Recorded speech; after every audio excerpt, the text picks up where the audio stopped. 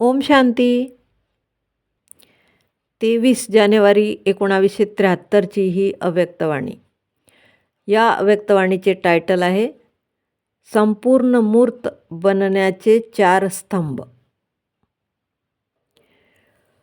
बापदादा म्हणतात, संपूर्ण मूर्त बनण्यासाठी मुख्य 4 विशेषता धारण करायचे आहेत, ज्यामुळे की सहजच संपूर्ण मूर्त बनता येईल.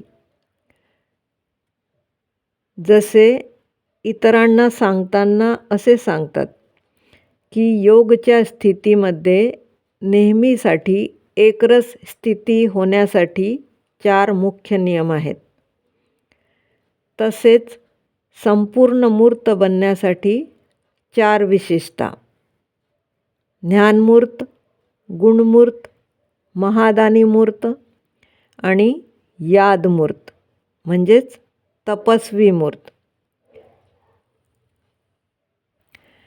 ज्ञानमूर्त म्हणजे नेहमी बुद्धीमध्ये ज्ञानाचे चिंतन चालत राहायला पाहिजे.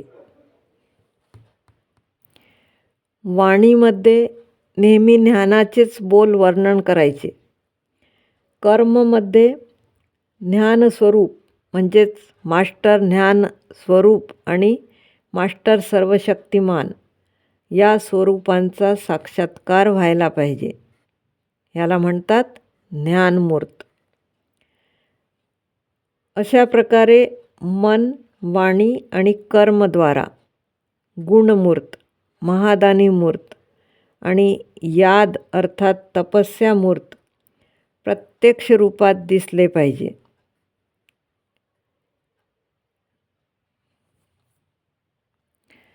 जसे सायन्स दूरचा आवाज कॅच करून ऐकवू शकते, तसेच तुम्हा मुलांचे पण शुद्ध व्हायब्रेशन, शुद्ध वृत्ती आणि शुद्ध वायुमंडलला कॅच करू शकतात. ही कॅचिंग पॉवर प्रत्यक्ष रूपामध्ये अनुभव होईल. जसे आजकाल दुरून टीव्हीद्वारे स्पष्ट चित्रही दिसते, तसेच दिव्य बुद्धी बनल्याने फक्त यादने शुद्ध संकल्पामध्ये स्थित राहिल्याने सगळ्यांना एक दुसऱ्यांची स्थिती व पुरुषार्थाची गतिविधी पण स्पष्ट दिसेल.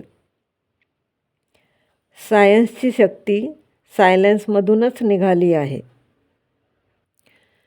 बापदादा म्हणतात, आता योग बळाने इतर आत्म्यांना जागवण्याचे कर्तव्य करा आणि सबूत दाखवा.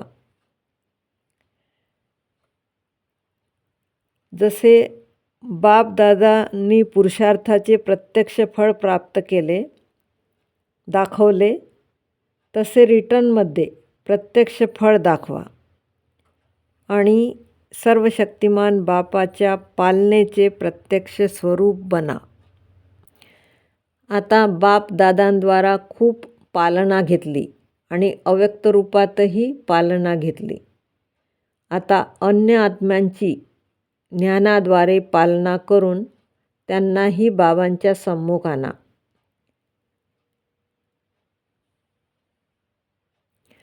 जसे आजकालच्या दुनियेमध्ये जसे कर्तव्य तसा वेश धारण करतात, तसेच ज्या वेळेस जसे कर्म करायचे असले तसाच वेश धारण करायचा आहे. आत्ताच साकारी आणि आत्ताच आकारी. जसे स्थूल वस्त्र सहज बदलवता येतात, तसेच बुद्धीद्वारा आपल्या सूक्ष्म शरीरालाही धारण करता आले पाहिजे. फक्त बहुरूपी बनायचे आहे.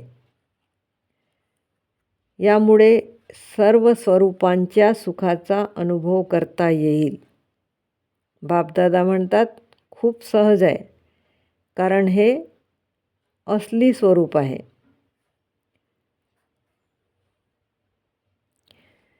वेळ परिवर्तनाचा आधार आहे.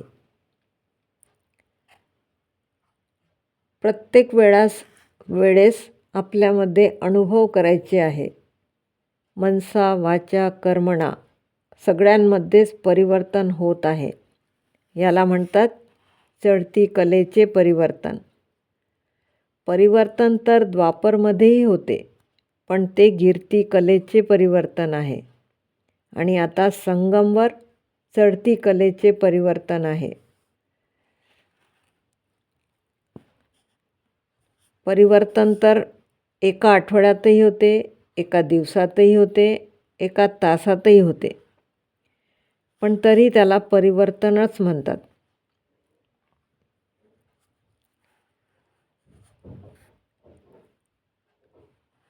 निमित्त बनलेले जे महावीर आहेत, म्हणजे जसे वेळेची घड्याळ आहे. घड्याळ जशी स्पष्ट वेळ दाखवते, तसेच निमित्त बनलेले लोकही वेळ दाखवतात.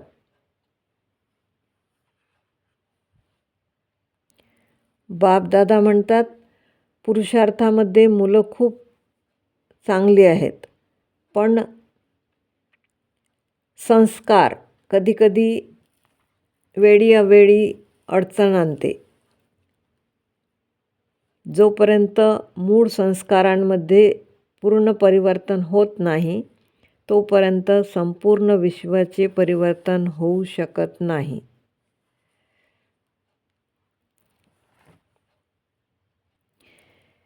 स्नेह, संपर्क, सहयोग सगळ्याचमध्ये चढती कला असायला पाहिजे.